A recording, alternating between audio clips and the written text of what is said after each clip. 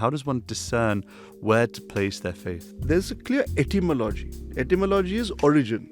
So guru is, of course, teacher, translation. But gu means ignorance and ru means remover of. We are talking about a very specific type of ignorance, which is an ignorance of who I am. Sometimes we have a chance encounter with someone that changes the course of our life. And Vedic thought creates space for all this. How do you feel about people saying only way? The way I look at it is that the purpose of spirituality is to overcome our ego. Because of the spiritual tradition that we are in, we adopt that as our ego. That what is the impact of the spiritual process having on us and our identity? Really, spirituality is a path of healing, that it heals and resets our nervous system. Before we jump into this episode, I'd love to invite you to join this candid spiritual community to hear more conversations that will help you become happier, healthier, and more healed. All I want you to do is click on that subscribe button because I love your support. I love seeing all the comments pouring through, all the love pouring through, and we're just getting started. I can't wait to go on this journey with you, whether you're a spiritual seeker or you're just curious about the topic. And we really hope that our conversations will provide you food for thought and inspiration for your own spiritual journey. So join us for honest, candid discussions about spirituality for soul's sake. For soul's sake, for soul's sake. Hello and welcome to another episode of For Soul's Sake, a conversation in which I bring to you the best in the world of spirituality and wellness. And today we're joined by the incredible, influential figure of Vedic wisdom, and a deep friend of mine as well, dear friend, sincere friend of mine. I'm grateful to introduce you all to Dhumatkar. Thank you so much for joining us. Thank you so much for having me. When you're saying influential with Vedic wisdom, I was thinking, who's that? Who's sounds that interesting. I mean, no, it's been amazing seeing you grow from your initial desire. People won't know this, but we have been connected long before Om was sharing online. And we even had a conversation where he shared his desire to share spirituality. And I'll remember that conversation for the rest of my life. But that desire has manifested in so many beautiful ways. I wanted to get stuck in around the topic of Vedic wisdom. Yeah. In the Vedic understanding, there are many different branches, different paramparas, lineages, different gurus, different schools of thought. But it seems like with the passing of time, we're doing this somewhat. People are converging thoughts, and we're getting to a point of, more people believing in the same concepts. Yeah. How do you feel about that? It's an interesting world that we live in, because at every level we are triggered so much with so many new stimuli that across the world we're now reaching out to something that's older than ourselves. So you and I belong to the generation that's pre-internet. You know, we can look at kids today and say, I was born before Google. I had a Nokia 3310. and you know, for us it's a very normal thing, but for them it's like, oh wow, that's from a different time. Yeah. And that's just one example of how change has accelerated to a level where we are looking for frames of references that are beyond our times. And what's very interesting with Vedic wisdom is that it is generally thought of as being timeless. And when we delve into it, what we start to see is the solutions to people's challenges that were given potentially thousands of years ago are as applicable today. And you know, when we start to unpack this word Ved, it tells us something very interesting. Because Ved comes from the word Vidya. Now, Vidya is knowledge in Sanskrit that we may know, but there's an interesting etymology to Vidya as well. Ya vimuktaye sa Vidya. Vidya is that which liberates. So Vedas are a systemized series of thoughts, and the Vedas themselves contain a lot. They contain modes of worship, they contain hymns, they contain reams and reams of philosophy, they contain Sanskrit grammar, rules of logic, tons of stuff. But the whole purpose of this diversity of content is to liberate us. And liberate us from what? Liberate us from the day-to-day challenges that we have. Help us rise above the anger, the fear, the jealousy that we might feel. And then once we get to that level, we realize there's more. Once we get to that level, we realize there's more. Until we reach that state of total liberation. Vimuktaye. And so today, when we see that there's lots of people converging around certain ideas, part of it, of course, is a function of society. But the other part of it is a function of this timeless wisdom that we have available to us. And what's really interesting about it is that in the Vedic system, there is a lot of space for plurality. Because the Rig Veda, the first Veda itself says, Ekam Sat Vipra Bahuda Vadanti. The truth is one, the wise call it by different names. And what that gives us is sufficient space to explore. And and along the way, as we explore, it's a bit like a train journey. There's someone who sits with us for a period of time. They get off at some station. We continue. We are probably part of someone else's journey. Sometimes we sit and have a chat. Sometimes we sort of just observe each other. Sometimes we don't even know we're there. And that's kind of what happens on our spiritual journey. We meet people, they come close to us, there's people in our periphery, and sometimes we don't see them again. Sometimes we have a chance encounter with someone that changes the course of our life. And Vedic thought creates space for all this. You don't have to sign up to walk in. Walk wherever you are, and Vedic wisdom can walk with you. How do you feel about the polarization of Vedic thought, that my guru, my deity is the only way? How do you personally feel? Because I know there's many people who believe, for example, Shankar Bhagwan, Lord Shiva, is God, the one true God. Yeah. Others believe Krishna being the one true God. Others believe Hanuman, yes, even though he's in the Dasya Bhav, he's the servitor of Lord Ram. Yeah. No, Hanuman is my Ishtadev. So Yeah. how do you feel about people saying only way? Yeah. See, this question about arguing about which is the ultimate expression of truth, again, is not a new one. It's been going along for ages and ages. And the way I look at it is that the purpose of spirituality is to overcome our ego. Yeah. And what ends up happening is, because of the spiritual tradition that we are in, we adopt that as our ego. That I am now this badge. And from that position we say, this is my badge and your badge is wrong. It really is something for us to think about. That what is the impact of the spiritual process having on us and our identity? Are we building walls or are we building bridges? Because the Vedic system is all-encompassing. Tells us build bridges with whoever, wherever they are. In the Gita it said, a person of wisdom looks at all beings, including a dog. Samadarshana. Exactly, with an equal vision. He looks at people who are outside of society with an equal vision. They consider the world genderless, formless even. And ultimately, whichever deity that we are praying to, the closer we get to them, the more they open our hearts. So sometimes when we work from a place of argument, then we have to ask ourselves, how close are we actually to our deity?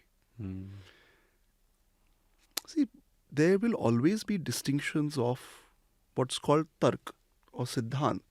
There will always be ways of reading the scripture that are different. There will always be interpretations.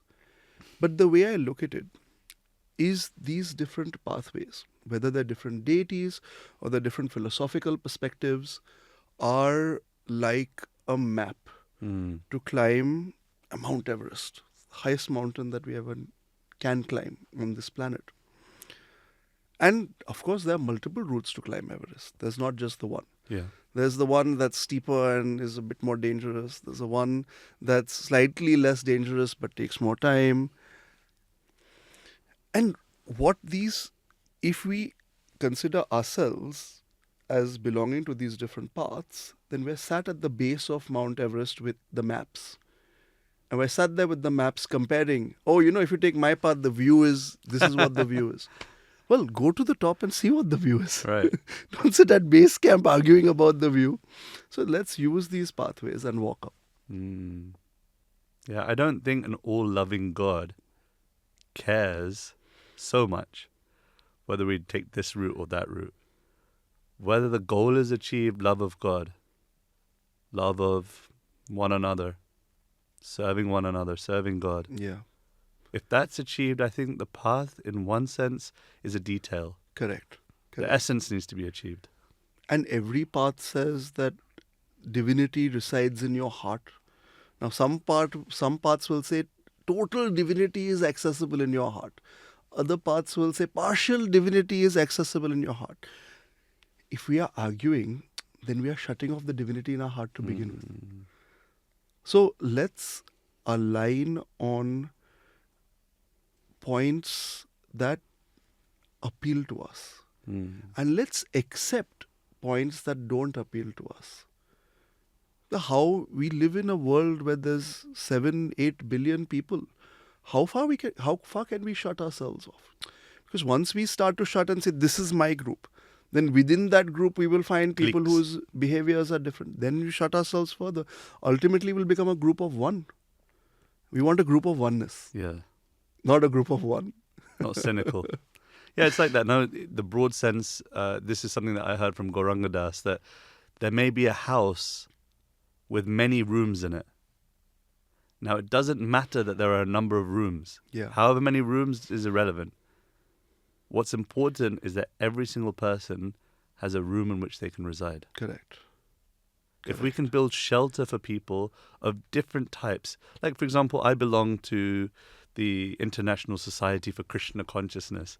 I'm not a conventional member. I've got a beard and I don't wear robes. Yeah. But there's a place for me there. It may not be an obvious place. Yeah. Because I don't associate so much with the temple and with the institution in an obvious way. But at the same time, there's a place for me there. And that's what's important for me to give to others as well, that it doesn't matter whether you're part of my institution or not. So long as there's a room in the house of God for you, and I can facilitate or try and facilitate that room to be available, then that's good enough. Yeah. That's good enough for me. Because I think that if we just try to build everyone into the school of thought that we're in, what we're doing is slowly becoming cynical. We start by going, everyone's spiritual. When we first come across spiritual practices, everyone's pure. Everyone in this society is pure. No one's pure, but I'm pure. That's the second level. No one's pure, but I'm pure. Yeah. And then after some time, we get to the point where we become cynical and we see no one's pure. There's no such thing as purity. And so this house of one, as you called it, it's something that I think we should be fearful of. And that's why criticizing and judging one another based on detail, it's not so. I'm going to take it a step further. Yeah. We live in a highly, interesting political atmosphere in India. Okay. It seems as though Vedic culture is on the rise in India. That's my perception. I don't know whether that's the truth. But with the building of Lord Ram's temple in Ayodhya, I hear that also the potential of a temple in Mathura. I don't know whether that's true or not, but it seems like there's a rise in Vedic culture in India. That is positive, of course, but I hear from many other persons of minority groups in India that there is a lot of hatred towards other traditions. I just want to hear your take on that. Yeah. I mean, politics is the political space is a slightly, it's a minefield, right, to navigate. I didn't mean to put you in it. No, it's fine. And the point, the way I look at it is facts always trump emotions. But we need to be in control of our emotions to see the facts Wow. to begin with.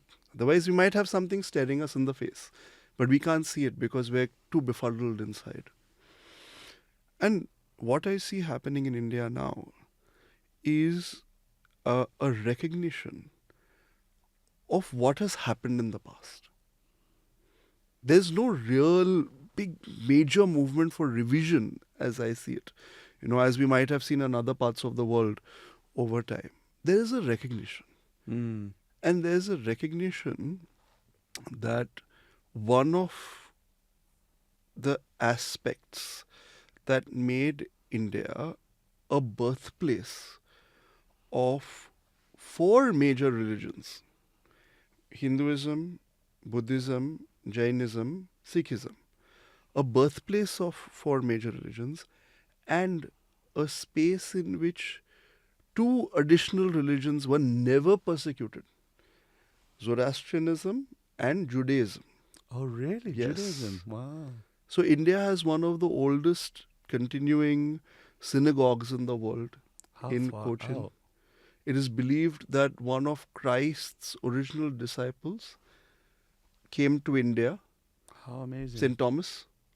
So St. Peter was buried in Rome, and that's where St. Peter's Basilica is. St. Thomas came to India. So there is something that firstly attracted all of these religions to India, and there's something that fostered their continued presence. And that, I think, is this expansive Vedic thought that we are talking about. But alongside that, there have been dark chapters. And we know that even though the process of rebuilding is now beginning, much has been lost. And sometimes the physical space that has been lost is only the tip of the iceberg. Mm. The cultural impact, the written scriptures, the artistic traditions, the societal glue, this community space, it takes a long time to recover. Yeah. So there's a recognition that much has been lost, and that recognition is driving a reconvergence. And it's wonderful because that sort of desire in the hearts of people creates space for you and me and others to serve. Now, where it comes to this narrative around discrimination and so on, there are many ways to look at faith or belief or religion the way we see it. I like to look at it like a Ferrero Rocher chocolate. This is going to get interesting. I'm going to get hungry. In that it is layered. So your individual Ferrero Rocher has like a nice golden wrapper. Oh, don't get me started. Don't get me started. It's got a sticker on top. It's got the nice biscuit layer. So get me a Ferrero Rocher. Listen, Ferrero Rocher sales are going to spike after this. So listen, please give me your share. You've got the biscuit layer, you've got the sort of, creamy layer, and then you've got a hazelnut in the center. In the same way, religions are very layered. Mm. And at the core of the religion is truth. Sat Chit Anand is at the core of the religion. The next layer then is philosophy, which is what is my relation with this truth. Mm. The third layer then is theology. That if I have a relation with the truth, then there must be something that's facilitating that. What is the relationship between the truth, me, and the divine? Third layer, theology. Fourth layer, around that, practice. How do I connect with this divine? How do I connect with the truth? How do I connect with myself? Fifth layer, above practice, is then history. Now, what is it that has allowed India, Bharat, and not just the Hindu faith in Bharat, not just the Vedic tradition, but other traditions as well, to absorb so much violence Mm. and not want to project it again Right. is that even if we operate at the layer of history, which is the outermost layer, that historical layer still connects us to the truth. Mm. And that truth says all is one. Or rather, one alone is.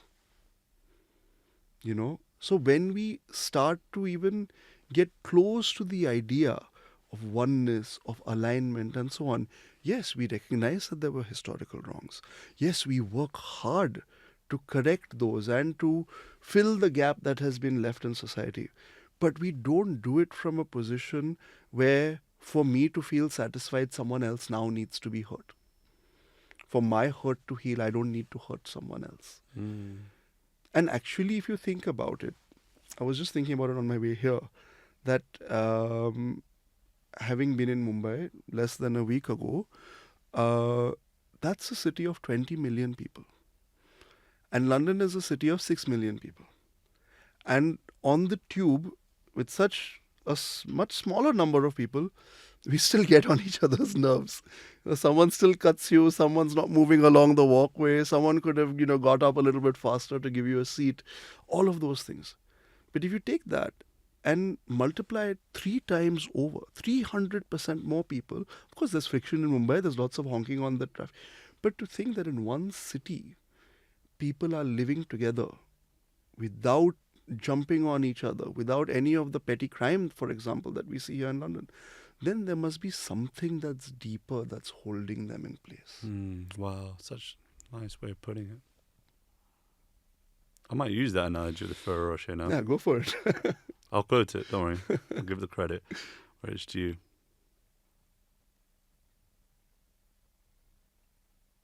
Yeah, what you're saying makes so much sense, that there must be a reason, why this harmony is existing in such a place.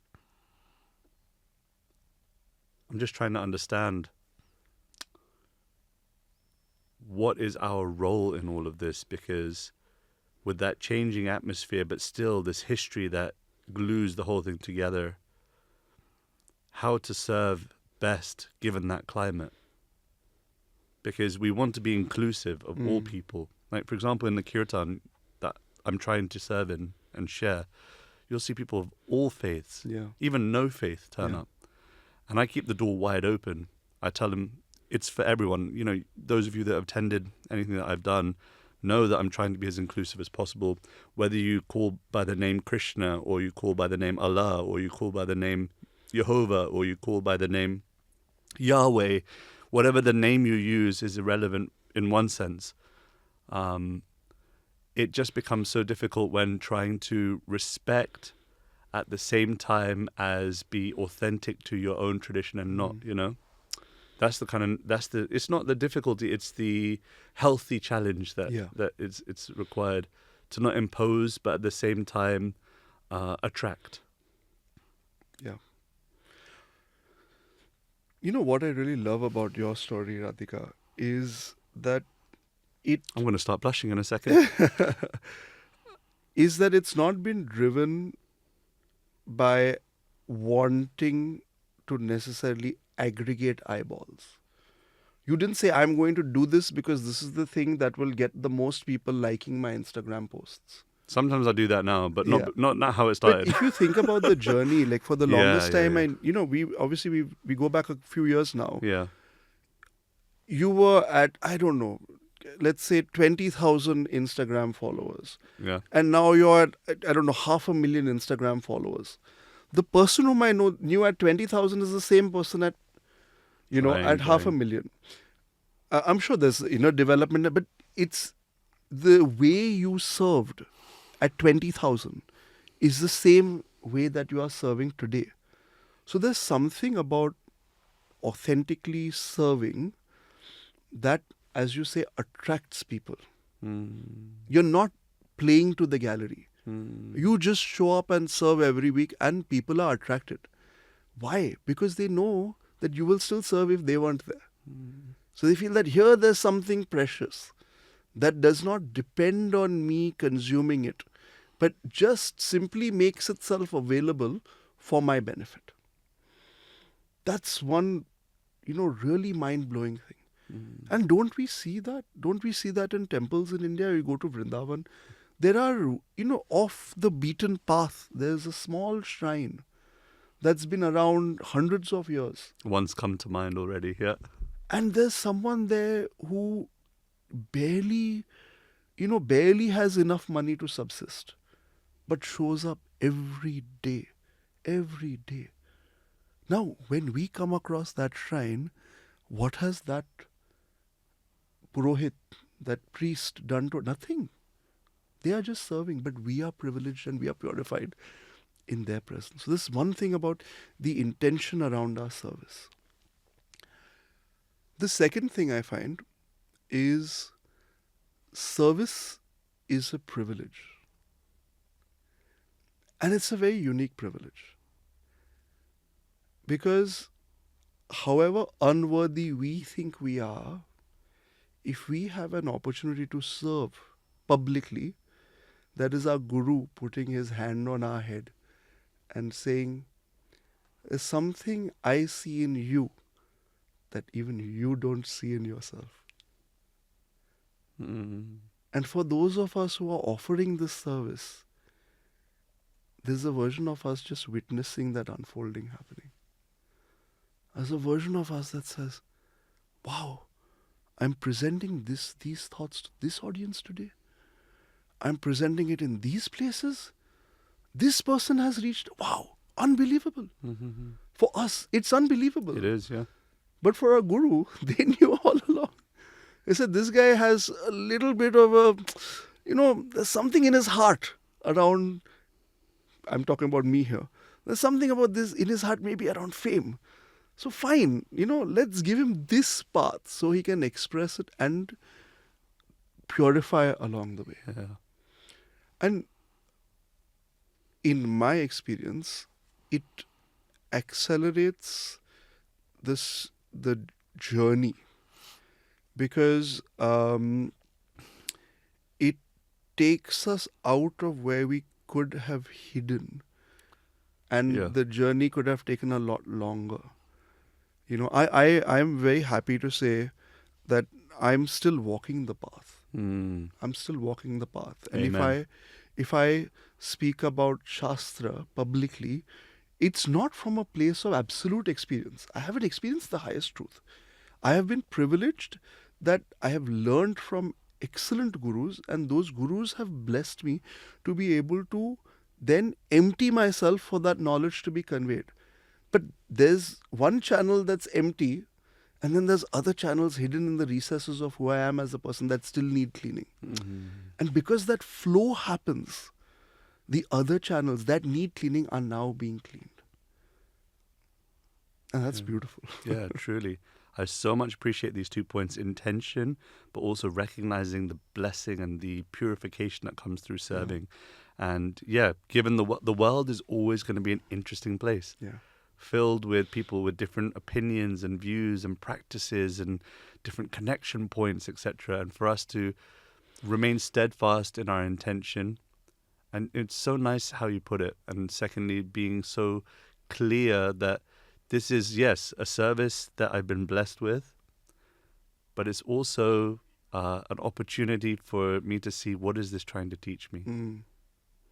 I think oftentimes when we're in, one would call it the down and out, you're experiencing life in its intense form, then we start crying, why, God, why are you doing this to me? And in those moments, the most amazing thing to think, or the most purifying thing to think, is not, why is this happening to me, but what is this trying to teach me?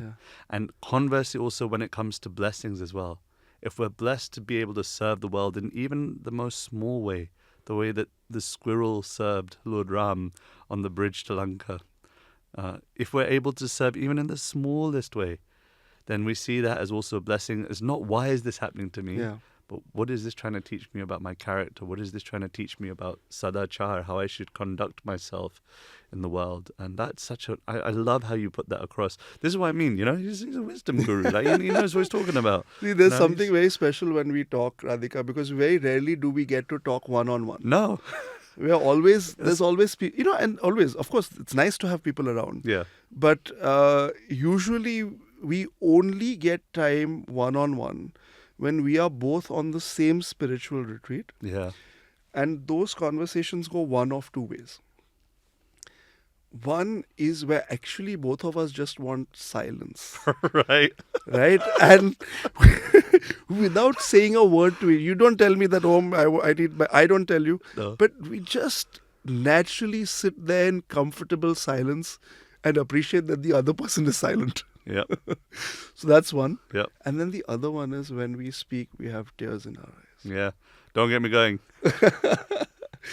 So, on the topic of service, the thing is, you don't have to get in front of a camera to serve. No. We can, and one doesn't even need to necessarily be serving spiritually. Service is such a universal thing. The kindness with which we speak to our colleagues, our own family, the understanding that we show them is service. Yeah.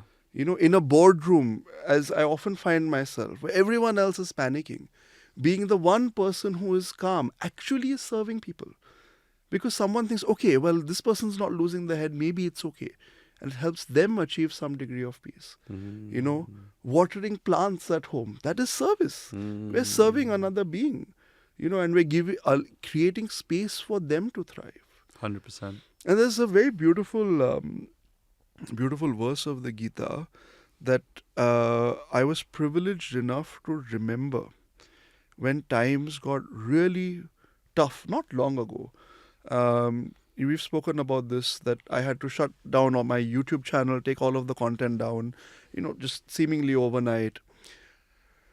And it was tough. It was tough. And a moment came, in the next sort of day or two, where I thought, it's tough. But this seems okay. We're getting on. Like, there's a version of me that would have really broken, but this is not bad.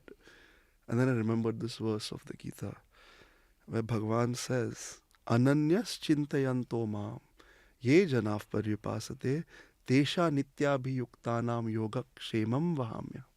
Where Bhagavan says that one who remembers me endlessly. Now that could be, I forget everything and I remember the divine. Or it could be in and through every interaction. We maintain awareness of the divine, including, in this instance, someone who might have come in with an intention of harm. Then what happens?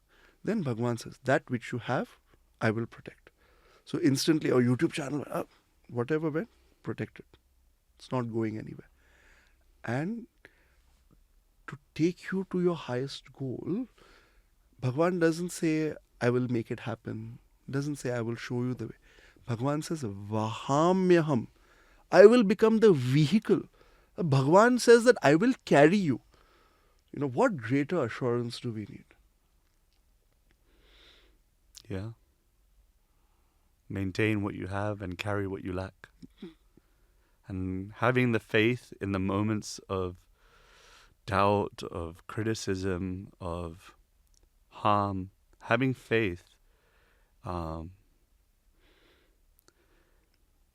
It's easier said than done, no doubt, because when we have moments of challenge, then it's hard to remember that. And that's why Sangha is so important. Yes.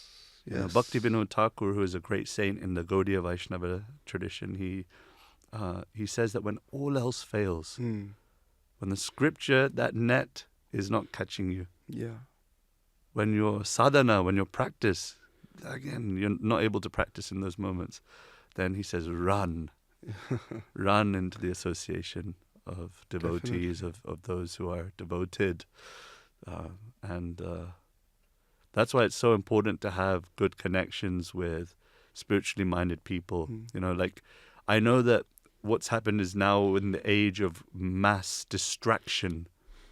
We are friends with 1 million people online, perhaps we only have a handful of dearmost and close friends, I would suggest that at least one of them should be a spiritually minded person. And by spiritually minded doesn't mean necessarily that they're ritualistic and religious, but at least they have an awareness of beyond the material. And that's why this tradition of having a guide, having a spiritual guide is so important. One thing I wanted to ask you about, and I've got my opinions on it as well, is the age of guru dying. People are saying the age of guru is dead. Yeah. You know, gurus are falling down to so many scandals left, right, and center. We hear that, you know, almost every year we hear about one Paramahamsa or another doing something, or one Sri something or the other doing that, the other. So many different gurus of different lineages are falling from their standards, and how to navigate that landscape, you know, because we're seeing this growth in Vedic culture, but then it's so difficult to know where to go. And how does one, how to say, not discriminate, discern. How does one discern where to place their faith? Any thoughts? One has to have a very clear definition of who or what is a guru. For sure. When we say guru in Sanskrit, there's a clear etymology. Etymology is origin. And the beauty of Sanskrit as a language is you can take any word, and apart from the dictionary meaning, there is an etymological meaning. That is, how did this word happen?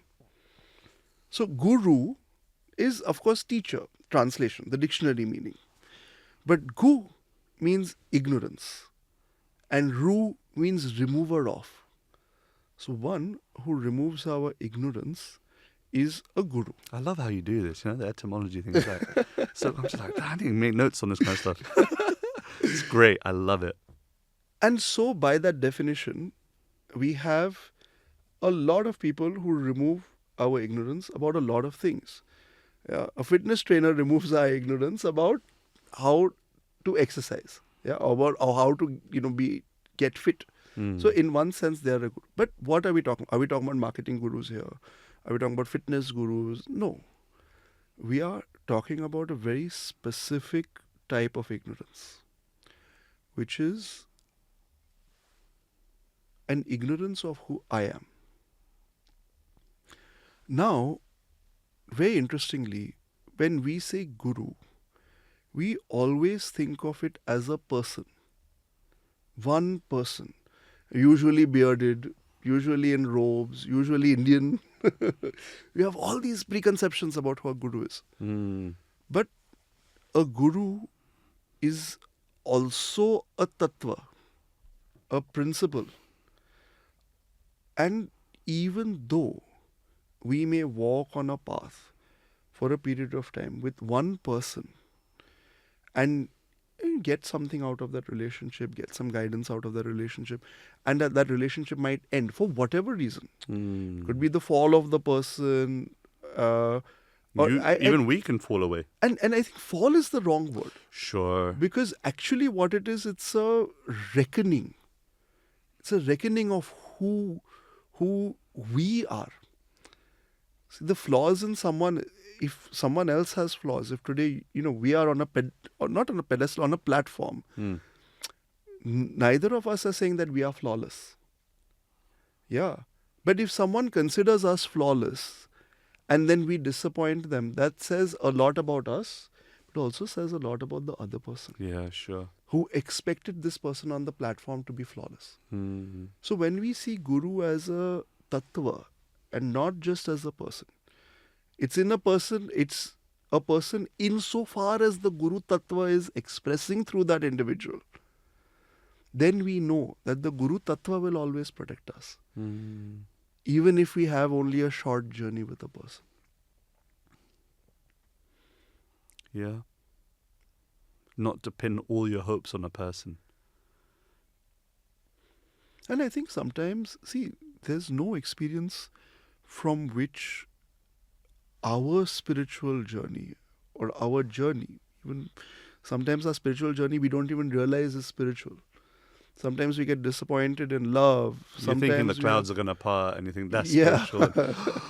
I'm spiritual. Angels are singing. Yeah. It's not always that. It's not that. It's actually, we might find that a breakup is a spiritual experience. We might find that a disappointment at work is a spiritual experience. Yeah. And in that, it might be one's ex-partner, it might be someone's business partner that's cheated them, it might be an associate, it might be a number of things. But when we get a learning from that, that is Guru Tattva, acting through that experience. Wow. Now we might have a person who points that out, in which case they are a guru who's guiding us, or it could just be our own meditation, our own reflection principle. Yeah. Who's put it in our head? Yeah. And then I guess our role is to make sure that we're ready for the lesson.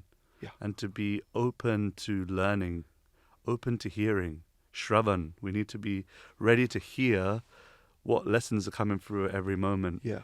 And that's a consciousness thing. That's a fine-tuning point. It's like,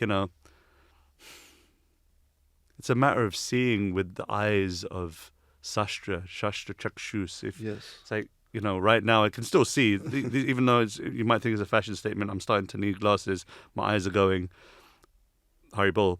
But it's a this is Guru. One teacher of mine, Kripa Moya Prabhu, he tells me, now I can see you. Now I can see you better. Guru.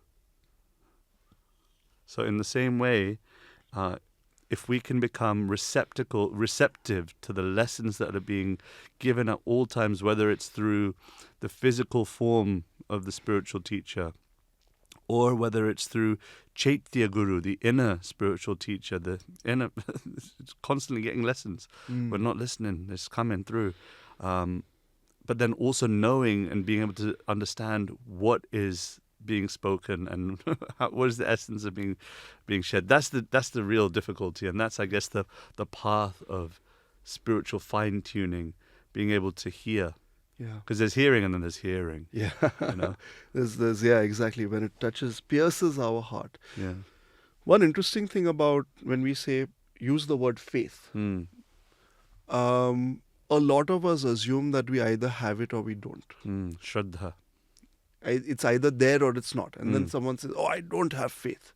I can't close my eyes and visualize something. But our faith in everything is built up by repeatable, observable evidence.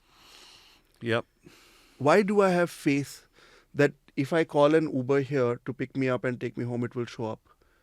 Because for the X hundred of previous times, that's what's happened. Sure. Yeah. When someone says, I don't have faith, my question is, how many repeatable examples, how many repeatable experiments have you run to see whether it happens or not? Yeah. The more experiments we run, the more evidence we gather. Yeah. The more evidence we gather, the more it becomes a self-apparent truth. The more it becomes a self-apparent truth, it is clear to us that it's not a personality trait. Yeah, wow. Wow, that's profound. Yeah, it's so true. And that's why I think it's so imperative that spirituality is experiential Yes. and not theoretical Yes. alone. I think sometimes we drill so hard on the detail that we forget the essence. Yeah. One of the beautiful things about Sanatan Vedic Dharma, Hinduism, the Vedic tradition, However you like to call it. and also the other Bharatiya systems like Jainism, like Buddhism, like Sikhism, is that the portal to entry does not require a declaration of faith. Yes. We don't have to say, I believe, I sign up to this view to be able to walk through the doors. What it requires is a willingness to experiment. It requires a willingness to try. Yeah. It doesn't say, believe this and then this will happen. No. It says, try this and see what happens. See what happens. Oh, wow, that's profound. There's no need for self-declaration. And that's something that I think we have to be really like mindful of, that we don't then impose that upon people, and that we don't enter Vedic spirituality with that preconception that I need to be a flag bearer. Yeah. Like, someone came up to me the other day and even said, I'm loving all the Krishna stuff that you're doing. Does that mean I'm a devotee? I was like, what do you mean? Like, what do you think a devotee is? Because do I need to tell people that this is what I'm practicing? I said, no. He said, but isn't that cheating? Isn't that like, don't I need to be part of the crew in some way? I said, no, you just practice. And I said, but I said, don't worry, just stay with the practice. Don't need to shout about it. Attraction, not promotion. Attraction. If we are trying our best, and I love how you highlighted the endeavor, if we're trying our best, I think that people will acknowledge that and see purity in action. Rather than declaring and trying to promote and convert and convert and promote and convert. All we're doing is watering down that all we are is a promotional brand. And I think people like to see that here is an experience of spirituality rather than I need to be labeled as a particular. So I think that that's a wonderfully profound point. How many spiritual books are distributed, are sold across all faiths every year? Millions, must be. The highest grossing books, if you look at any, Times, New York Times bestseller or whichever one, what are the highest volumes of books sold? They're typically going to be spiritual books. The reality is a lot of those books end up gathering dust on people's shelves. Yeah. Now that might be because it's a shortcoming in us that we can't read the books. Might Sure. as well. But in the world in which we live, there is a need to make that wisdom accessible. And the moment we say to someone that if I'm going to give you this information, you have to sign up to 1, 2, 3, 4, 5. Before they've even walked through the door, we have turned them away. Yeah. And it's not that they lose anything because it wasn't in their life. We lose the opportunity to serve. I love that. We lose the opportunity to serve. So if I have to say that this system that I have subscribed to, for you to get any benefit from me, you have to sign up to me, then I ignore a number of things. What am I ignoring? I am ignoring that there are various forms of privilege that I may have enjoyed. To have lived in a house where there was the presence of a guru, so that a lot of knowledge around a guru becomes self-evident. To live in a culture where access to the kathas of the Puranas and all of these deities were readily available. So even in childhood, there's a relationship. To have lived a life without specific forms of trauma, which is defined as both bad things happening and not enough good things happening, that is a privilege. To have experienced trauma and healed from it is a privilege. So the moment we stand on a pedestal and say to walk through these doors, you need to sign up, blah, blah, blah, blah, blah, we are ignoring the privilege that we have in our life. And really, spirituality is a path of healing. If we were to put it in, materialistic language, as it were, if we were to put it in today's, what is the value that in today's vocabulary spirituality provides, is that it heals and resets our nervous system.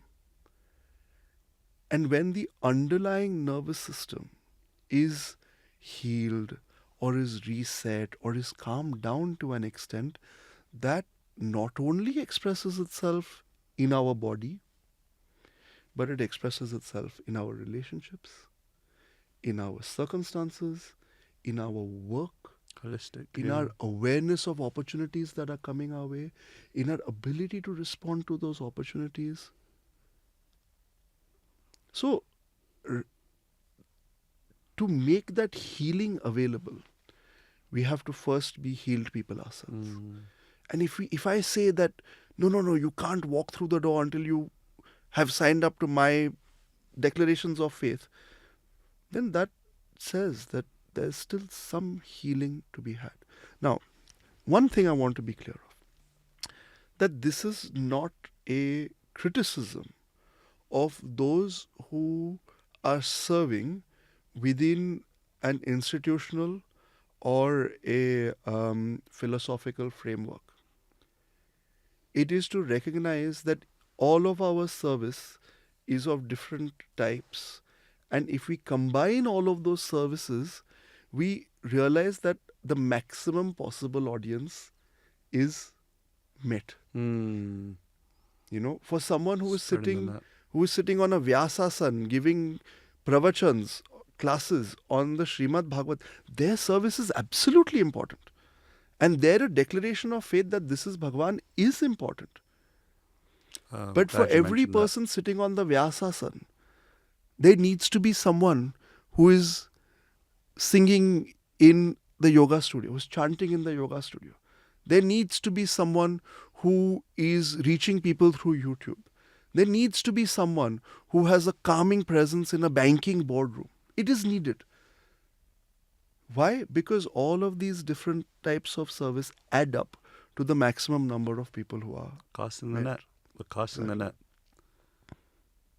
This has been an incredible conversation. Thank you for having me. No, it's not done yet, though, is it? I mean, we're getting to that point. Yeah. We can do this forever. I mean, I've honestly lost track of time. Me I don't too. know how long have we been going? 1 hour. One of the longest podcasts we've ever had. I'm learning a lot. I hope you are too. I think we should get you in for a round 2. Yeah. Do you want to do a round 2? Yeah, definitely. We should do like a series even. If you've enjoyed this, drop it in the comments that we need to see a series. Radhika and Om talk about all things, I don't know, spiritual. And we need to come up with a cool title. Could be a thing. And there's one that I heard which has already been taken by someone, so on. we can't really go for it. It's called the Bhakti Brothers. The Bhakti Bros. They're my bros already. They're all my bros. Listen, bring them along. When they're in the country next, we're getting them on the show as well. But I think this is one of the challenges that now we're rarely all in the country at the same time. this is the problem. So, this is honestly, I almost forgot the cameras and the microphones were here. Yeah. It's been really nice just to catch up with you and to hear. I learned so much from you. The etymology thing is so cool. You got to keep doing that because it really gives a lot of insight into the origins of, and then it brings out the essence. Now it's not just a label and a rubber stamping. Just I know the word, so therefore I know what it means. No, I'm learning. Today I learned guru. Today is a day where I learned something. So thank you so much, Om, for your time, for your presence, for your service, for your soft heart, for being an example of what it means to live a life less ordinary. And please will send your love and your prayers and your blessings his way as he continues to navigate his service as well in the world. And looking forward to catching up with you very, very soon. Oh, thank you so much for your seva and for your kindness. I appreciate it. I appreciate being here. I appreciate being able to reach a new audience through you. And, may Bhagavan give you every blessing and strength to continue to serve as you are, because it's a huge inspiration to a lot of people, including me. Oh, my God. Embarrassed. You can't see it, but I'm red in the face. See you guys on the next episode for Soul's sake. Peace. If you love this episode, you'll love my interview with Keshava Swami on serving others and how our life gets ironed out in the process. Go check it out. When I have managed to find that selflessness, that sense of it's really not about me, but I'm really here as a servant to give, then I found 2 things happen. The first thing is that our ability to actually really serve others just expands exponentially.